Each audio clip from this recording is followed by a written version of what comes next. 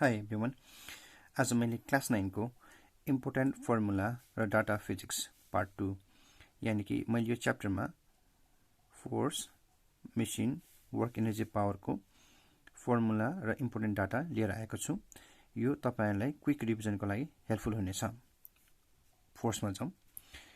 फोर्समा चाहिने फर्मुलाहरुमा चाहिँ speed equals to distance travel upon time taken. छोटकरीमा s equals to d/t। Speed को यूनिट मिटर पर सेकेन्ड हुन्छ। वेलोसिटी चाहिँ भेक्टर भयो, स्पीड चाहिँ स्केलर भयो। वेलोसिटी को मैग्निट्युड को साथसाथै डाइरेक्सन पनि छ। Velocity equals to displacement upon time taken, that is velocity equals to s/t। यसको पनि युनिट मिटर पर सेकेन्ड हुन्छ।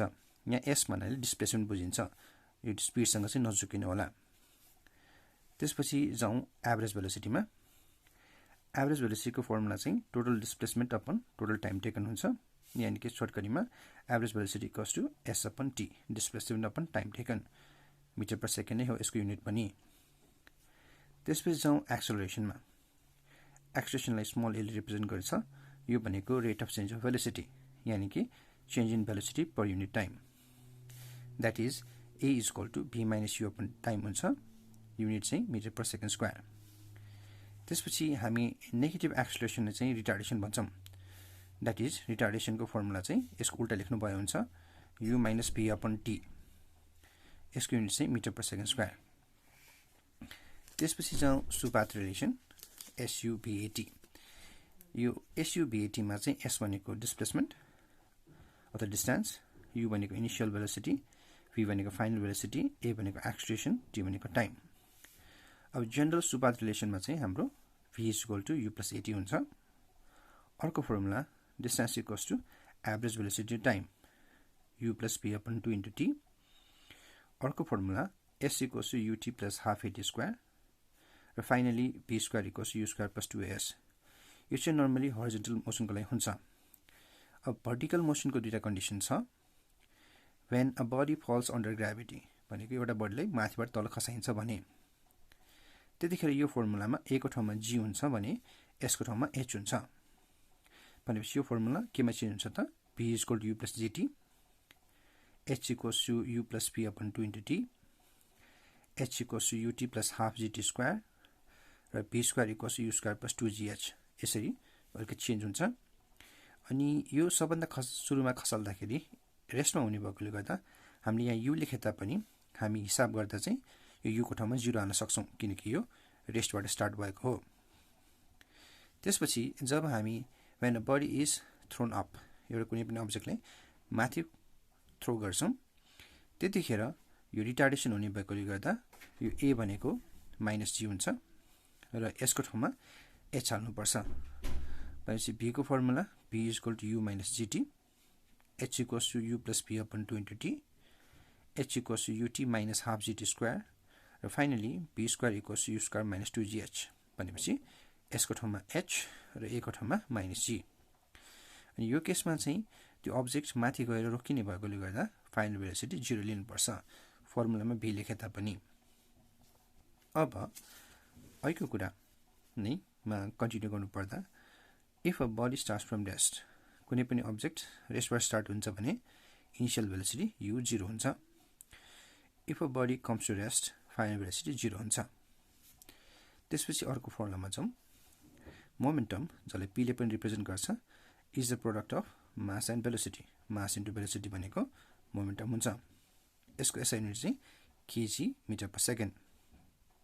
अर्को कुरा, इनर्शिया र मासको रिलेसन कुरा गर्नुपर्दा, inertia is directly proportional to mass of the body. ठुलो मास छ भने इनर्शिया पनि बढी हुन्छ, सानो मास छ भने इनर्शिया पनि कम हुन्छ। अब अर्को फर्मुलामा जाउँ।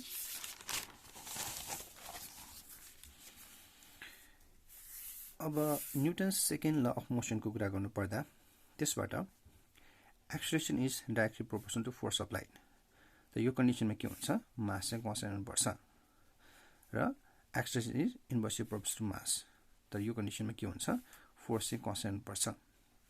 यो दुईलाई कम्बाइन गरेर हामीले डिराइभ गरेको खण्डमा finally Newton's second law of मोसनले हामीले के दिन्छ त, फोर्स को क्वान्टिटेटिभ डेफिनेसन दिन्छ भन्नाले F equals to m into a। Force is the product of mass and acceleration र फोर्सको एसआई युनिट न्युटन हुन्छ। अब जाउँ अर्को च्याप्टरमा सिम्पल मेसिन्स। अब सिम्पल मेसिनको कुरा गर्नु पर्दा mechanical advantage is the ratio of load to effort. Load पनि फुट हुन्छ। यो दुवै न्युटनमा हुने भएकोले it has no unit as it is a ratio of similar quantities. फोर्सको रेसियो भएकोले नो युनिट। त्यसपछि भेलोसिटी रेसियोमा जाउँ। भेलोसिटी रेसियो भनेको ratio of effort distance to the load distance. यो केसमा पनि युनिट हुँदैन as it is a ratio of similar quantities. Metre अथवा सेन्टिमिटर भएपछि यो काटिन्छ। त्यसपछि जाउँ इफिसियन्सीमा। इफिसियन्सीलाई चाहिँ इटाले रिप्रेजेन्ट गर्छ। इटाको फर्मुला आउटपुट वर्क वा इनपुट वर्क इन्टु 100%, अथवा इफिसियन्सीको अर्को पनि फर्मुला छ जुन भनेको mechanical advantage upon velocity ratio into 100% हुन्छ। त्यसपछि आउटपुट वर्कको formula load into load distance. हामीले कुनै पनि फोर्स लगाएर के गर्छौँ भन्दा लोडलाई ओभरकम गर्छौँ र लोड सर्टेन डिस्टेन्सले मुभ हुन्छ। त्यही भएकोले आउटपुट वर्क भनेको लोड इन्टु लोड डिस्टेन्स। त्यसपछि कुरा गरौँ इनपुट वर्क। हामीले इनपुट गर्ने भनेको इफोर्ट हो र इफोर्ट लगाएर सर्टेन डिस्टेन्ससम्म हामी इफोर्ट लाउँछौँ। सो इनपुट वर्क भनेको इफोर्ट इन्टु इफोर्ट डिस्टेन्स हुन्छ। त्यसपछि जाउँ principle of simple machine. If there is no friction, यानी आइडियल मेसिनको केसमा output work equals to input work हुन्छ। हामीले जति इनपुट वर्क लाउँछौँ त्यति नै आउटपुट वर्क हुन्छ। यो चाहिँ प्रिन्सिपल अफ सिम्पल मेसिन हो।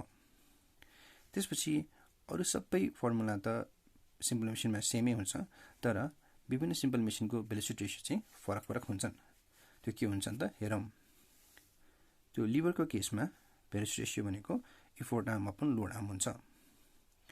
पुल्ली अथवा कम्बिनेसन अफ पुलिजको केसमा भेलोसिटी रेसियो भनेको जेनरली नम्बर अफ पुलिज हुन्छ। तर यसलाई अझै पनि प्रपर वेमा भन्नुपर्दा number of string segment supporting the load.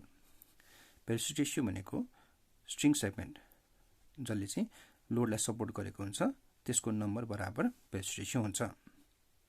त्यसपछि इन्क्लाइन प्लेनको लागि भेलोसिटी रेसियो भनेको length of incline plane upon height of incline plane हुन्छ। यसलाई कुनैमा डी अपन एच पनि लेखिन्छ, जहाँ डी भनेकै लेन्थ अफ इन्क्लाइन प्लेन हुन्छ। त्यसपछि व्हील एन्ड एक्सेलको केसमा भेलोसिटी रेसियो भनेको radius of wheel upon radius of axle हुन्छ। अब अर्कोमा जाउँ। अब मोमेन्ट अफ फोर्समा जानुपर्दा मोमेन्ट भनेकै टर्निङ इफेक्ट अफ फोर्स हो, जसलाई चाहिँ टर्क पनि भनिन्छ।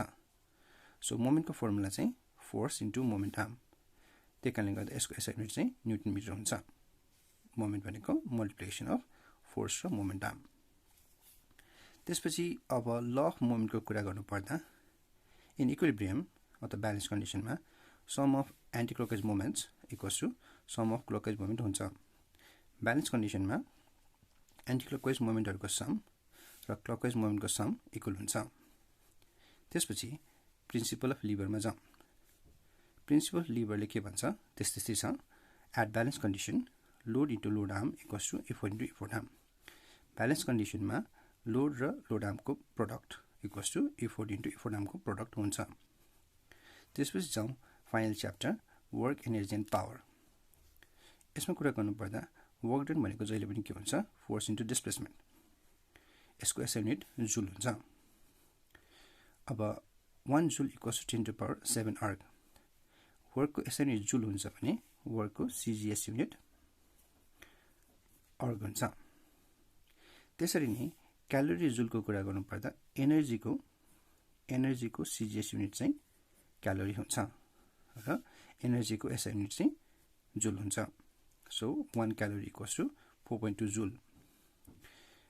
अनि त्यसपछि थर्डमा जानुपर्दा when a body moves at an angle in the direction of force applied.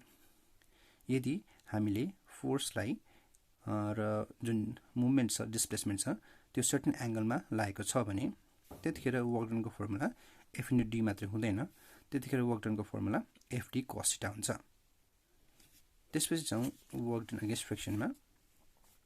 त्यसको फर्मुला चाहिँ work equals to force into displacement, normal work डनकै हो।